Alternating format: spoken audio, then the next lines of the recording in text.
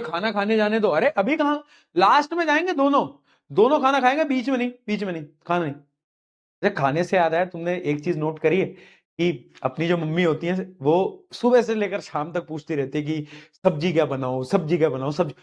और उनको सब्जी वही बनानी है जो कि उनके दिमाग में है ऑलरेडी, नोट करा है, उनको खिलाना वही है। लेकिन पूरे टाइम सब्जी कौन सी बनेगी, सब्जी कौन सी बनेगी, बनानी उनको एंड में वही है जो कि उनका मन था सुबह से, है ना। बट ये होता है। मम्मी को लाता हूँ, मम्मी से पूछते हैं, मम्मी आज कौन सी सब्जी बनी है। चलो ये क्वेश्चन देखते हैं। राइट द अरे फिर आ गया रिलेशन भाई, relation between resistance and electrical resistivity. Resistivity और ये वाला रिश्ता है, ये तो बहुत इजी हो गया, ठीक है, बहुत बढ़िया। Hence derive the electric resistivity का यूनिट। अब रेजिस्टिविटी का यूनिट क्या होता है उसको डिराइव कर लेते हैं। देखो इसका जो यूनिट होता है वो होता है ओम, इसका यूनिट होता है मीटर, इसका यूनिट होता है मीटर स्क्वायर, ठीक है। तो इसको इधर ले जाओ, डिवाइड में ले जाओ, तो ओवरऑल जो यूनिट आएगा वो आएगा ohm metre. Ohm metre is the unit of resistivity, ठीक है।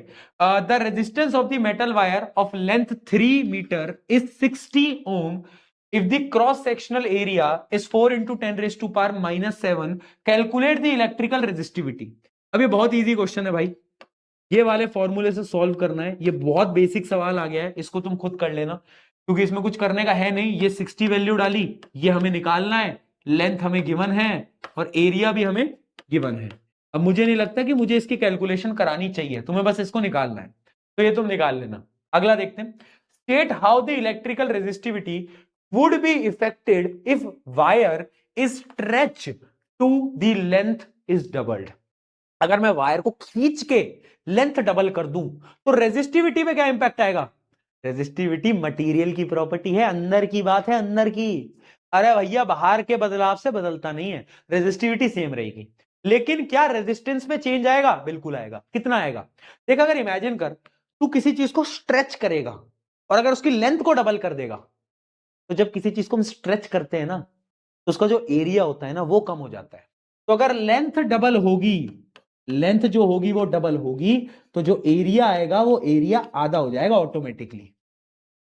क्यों, क्योंकि वॉल्यूम सेम रहनी चाहिए, वॉल्यूम होती है एरिया इंटू लेंथ, मतलब अगर लेंथ डबल हुई तो एरिया आधा हो जाएगा। तो अब इसको आप पुट कर सकते हो, इक्वल्स टू रो एल कितना आ गया 2L डिवाइड बाय एरिया कितना आ गया A बाई 2, ये 2 ऊपर चला जाएगा तो ये आ जाएगा 4 रो L बाय A, यानी पहले के मुकाबले 4 गुना आ गया। पहले ये था रो L बाय A, इसके मुकाबले 4 गुना क्या आ गया, हमारा रेजिस्टेंस आ चुका है। ठीक है दोस्तों, बहुत बढ़िया, मजा ही आ गया यार, क्या बात है। आगे बढ़ा जाए, कुछ और क्वेश्चन करते हैं, उसके बाद टफ क्वेश्चन पे आ रहा हूं बेटा मैं, बस मैं आने वाला हूं कुछ देर में मैं उन क्वेश्चन पे आ रहा हूं जब जो तुम्हारा दिमाग हिला देंगे, और जो चैलेंज मैंने दिया था याद रखना। List 2 disadvantages of using a series circuit in home. घरों के अंदर जो होता है पैरेलल सर्किट यूज किया जाता है, क्यों, क्योंकि पैरेलल सर्किट में वोल्टेज बराबर होता है सबके पास। दूसरा रीजन क्या है कि अगर एक डिवाइस खराब हो भी गया तो दूसरे डिवाइस चलते रहेंगे, बट अगर सीरीज में एक डिवाइस खराब हो गया तो दूसरे डिवाइस नहीं चल पाएंगे। ठीक है, calculate the effective resistance between A and B. A और बी के बीच में, ये ए है ये बी है, इसके बीच में इफेक्टिव रेजिस्टेंस निकालो। कैसे निकालोगे, देखो मान लो करंट यहां से ट्रेवल कर रहा है और यहां से ट्रेवल कर रहा है, तो देखो करंट यहां से आया और इसमें गया, यानी इसमें सेम करंट जा रहा है, तो ये दोनों क्या है, सीरीज में है। तो यहां पर मैं एक और बना लेता हूं जो कि है 6 + 4 10 ओम। सिमिलरली ये और ये भी क्या है, देखो सेम करंट जा रहा है यानी ये सीरीज में, तो इसको मैं भी एक बना लेता हूं, एक नया, जो कि है 3 + 3 6 ओम। अब ये 10 6 और 15 ये तीनों क्या है, ये तीनों पैरेलल में है, तो इनको ऐड कर लो, 1/10 1/15 और 1/6। ठीक है, एलसीएम कितना आएगा बेटा इनका, जरा एलसीएम बता दो यार, 30 आएगा क्या एलसीएम, हाँ 30 ले लूं एलसीएम, 3 + 2 + 5 कितना आ गया, 10 10 ये हो गया 1/3, रेसिप्रोकल करेंगे तो 3 आ जाएगा। तो क्या 3 ओम आ रहा है क्या सबका, सबका 3 ओम आ रहा है क्या बेटा, चलो बहुत सही, बहुत सही यार। तो ऐसे क्वेश्चन भी आ जाते हैं यार पेपर के अंदर, ज्यादा लोड नहीं लेनी, ऐसे भी क्वेश्चन आ जाते हैं, ज्यादा कोई टफ क्वेश्चन नहीं था, बट यस पेपर में पूछे जा चुके हैं। ये तो इसी का आंसर आ गया, आगे बढ़ो। हाँ अगला क्वेश्चन, अच्छा आजकल ना ये जो सीबीएसई वाले हैं, और स्पेशली सीबीएसई छोड़ो, तुम अगर डिफरेंट बोर्ड में भी हो ना वो भी, आजकल ना रेजिस्टेंस को ना ऐसे नहीं बनाते ये लोग, है ना, आजकल ये डब्बा बना देते हैं बच्चों को कंफ्यूज करने के लिए। तुम्हारे भी स्कूल में प्री बोर्ड हुए होंगे, तुमने नोट करा होगा यार, ये ना डब्बा, ये डब्बे बना देते हैं, ये डब्बे है ना, ऐसे डब्बे। ये देखो ये R1 है, ये है डब्बा, ये है डब्बा, ऐसे डब्बे बना दिए। अच्छा, यहां से हमारा वो क्वेश्चन स्टार्ट हो गया जो कि मैंने तुम्हें बोला था कि मैं तुम्हें टफ क्वेश्चन कराऊंगा। ये पहला टफ क्वेश्चन है, बट ये थोड़ा लो लेवल का टफ क्वेश्चन है, बट ये टफ, ठीक है, ये थोड़ा टफ है, तो इसके लिए चैलेंज दे दिया मैंने तुम्हें। अब तुम मुझे इसको सॉल्व करोगे, ठीक है। बट ये डब्बे बनाते हैं, है ना। तो तुम जब ड्रॉ कर रहे हो ना एग्जाम में, तो तुम तो रजिस्टर ही बनाकर आओ, जैसा कि हमें आता है, हम ऐसा ही बनाएंगे।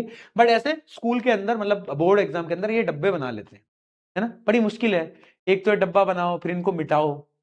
और तुमने एक चीज नोट करी है कि इरेजर ना कभी खत्म नहीं होते। इरेजर जो होते हैं वो कभी खत्म नहीं होते, वो हमेशा गुम जाते हैं। नोट करा है यार, स्कूल, मेरी पूरी स्कूल लाइफ में मेरा एक इरेजर खत्म नहीं हुआ कभी, वो ऑटोमेटिकली गायब ही हो जाता है कहीं ना कहीं।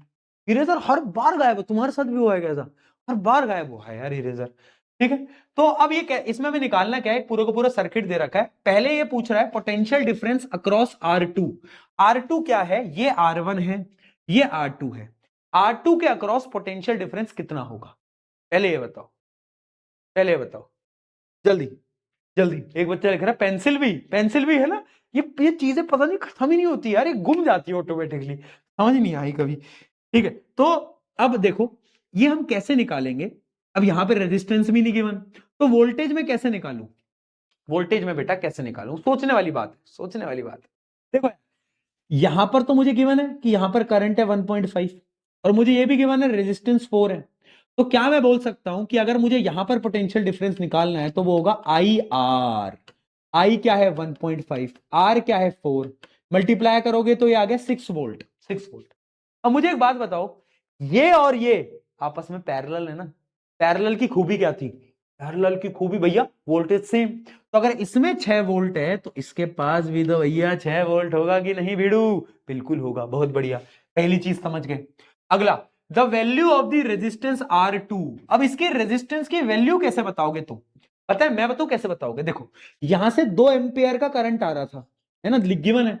अब 1.5 एम्पियर यानी 1.5 तो यहां चला गया, तो ऑब्वियस सी बात है जो बचा हुआ है यानी जो 0.5 एम्पियर है वो यहां गया होगा, ठीक है, 0.5 एम्पियर यहां गया होगा। अब मुझे इसमें पोटेंशियल भी पता है, पोटेंशियल डिफरेंस पता है, और मुझे करंट भी पता है। तो क्या मैं रेजिस्टेंस निकाल सकता हूं, V/I। V क्या है 6, करंट कितना है 0.5। तो अब इसको आप निकाल लो, सॉल्व कर लो, कितना आ जाएगा बेटा, जल्दी बताओ। 0 ऊपर लगा देता हूं, कितना आ गया 60/5, यानी ये आ गया 5 और 12, क्या 12 ओम आ रहा है, 12 आया, बहुत बढ़िया। तो ये आ गया 12 ओम, ठीक है जी। अब अगले पार्ट पे आते हैं। अगला पार्ट क्या था, value of the resistance R1। अब R1 की रेजिस्टेंस की वैल्यू देखो, R1 कहां है, R1 यहां है, ये रहा हमारा पैरा पैरा R1। अब इसमें कैसे निकालोगे वैल्यू भाई, अब देखो ये भी बहुत इजी है, कैसे, देखो इसमें हमें क्या गिवन है, इसमें हमें करंट गिवन है कि इसके अक्रॉस में जो करंट गया है वो इतना है। अब ये R1 निकालोगे कैसे, दिमाग लगाओ थोड़ा सा, ये दिमाग लगाने वाली चीज है, ये दिमाग लगाने वाली चीज है।